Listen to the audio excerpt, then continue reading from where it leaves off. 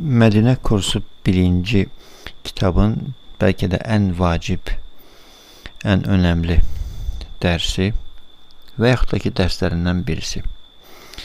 22. ders. Ders el-thani vel-20. 22. ders. Burada söhbət el-memnu' mine's-sarf mevzusundan gedir. O da ne mevzudur? Ərəb dilində bir grup sözler var ki, onlar sonda fikir verirsiniz, tənvin qəbul etmirlər. Heç birinin sonunda tənvin yoxdur. Heç birinin sonunda tənvin yoxdur. Və həmçinin onlar kəsrədə qəbul etmirlər. Məsələn, Talha. Yəni Talha sözünü götürüm. Talha. Talhatu. Mən Talhanın yanına getdim. Zəhəbtu ilə Talhati kimi bilirik. Lakin Talha adı bu söz kəsrə qəbul etmir deyə belə deməliyik. Zəhəbtu ilə Talhatə.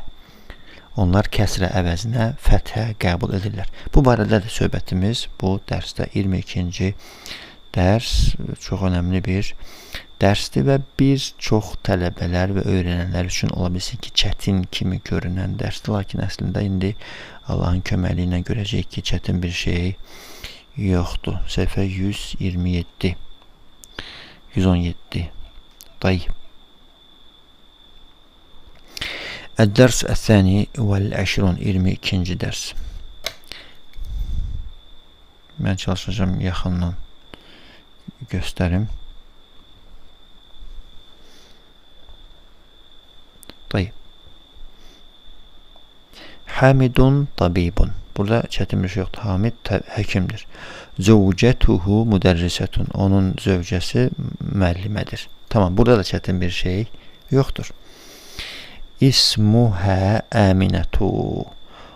Zəvcə, onun adı İsmuhə. Qadın cinsində onun adı belə deyilir. İsmuhə Əminətu. Tayyib. Hamidun lehu arba'atu. Hamidin 4 dənə oğlu var. Arba'atu əbnəin. Arba'atu əbnəin. 4 oğlu kimlərdir? Hum, onlar. Həmzə, və Osman və Əhməd və İbrahim. Bunlardır. Həmzə, Osman, Əhməd və İbrahim. İndi bu adlara fikir verin. Bunların heç birinin sonunda tənvin yoxdur. Deməli, axırı təmərbuta ilə bitən kişi adları tənvin qəbul etmir və kəsrə qəbul etmir. Nəinki Həmzətu, məsələn, Usəmmətu, Talhatu, Muaviyyətu. Bunlar hamısı tənvin qəbul etmirlər. Çünki axırlarında təmərbuta var.